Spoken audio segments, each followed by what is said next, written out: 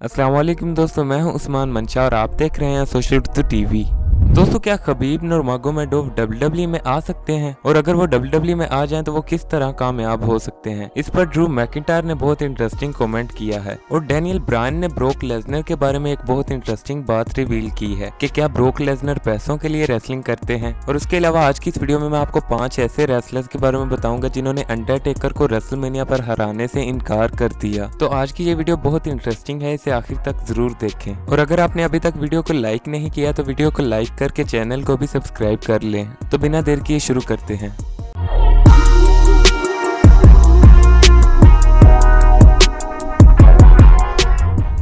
दोस्तों, सबसे पहले बात करते हैं उन रेसलर्स के बारे में जिन्होंने अंडरटेकर को रेसलमेनिया पर हराने से इनकार कर दिया। अब अंडरटेकर को रेसलमेनिया पर हराना बहुत बड़ी बात है क्योंकि अंडरटेकर की रेसलमेनिया पर स्ट्रीक चल रही थी और जिन रेसलर्स के बारे में मैं आपको बताऊंगा इन्हें अंडरटेकर की स्ट्रीक तोड़ने की ऑफर की गई, लेकिन इन रेसलर्स ने इनकार कर दिया। दोस्तों, इन रेसलर्स में शामिल हैं Edge, Randy Orton, Kurt Angle, Kane और ब्रोक लेसनर। अब इस लिस्ट में ब्रोक लेसनर का नाम काफी शॉकिंग है क्योंकि इन्होंने ही रेसलमेनिया में अंडरटेकर की स्ट्रीक तोड़ी थी, लेकिन बैकस्टेज रिपोर्ट्स के मुताबिक ब्रोक लेसनर अंडरटेकर की स्ट्रीक नहीं तोड़ना चाहते थे, मगर उन्हें ऐसा करने पर विंस मैकमैन ने फोर्स किया और at the end of the day Vince McMahon ही क्योंकि इनके बॉस थे तो इन्हें ऐसा करना पड़ा।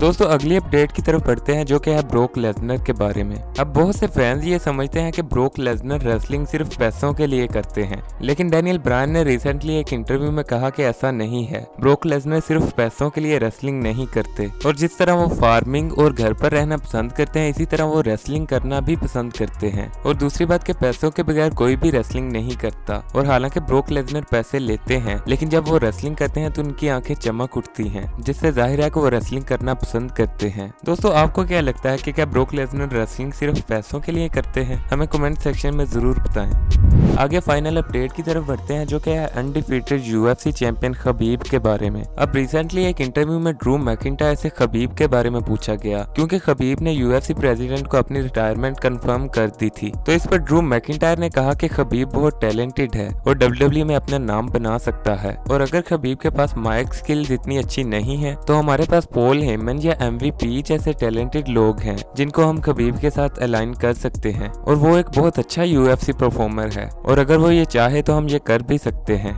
दोस्तों, आपको क्या लगता है कि क्या खबीब कभी फ्यूचर में डब्ल्यूडब्ल्यूई में आएंगे? हमें कमेंट सेक्शन में जरूर बताएं। और अगर आपको ये वीडियो पसंद आई हो तो इसे लाइक जरूर करें और ऐसी मजीद वीडियोस के लिए हमारे चैनल को भी सब्सक्राइब कर लें।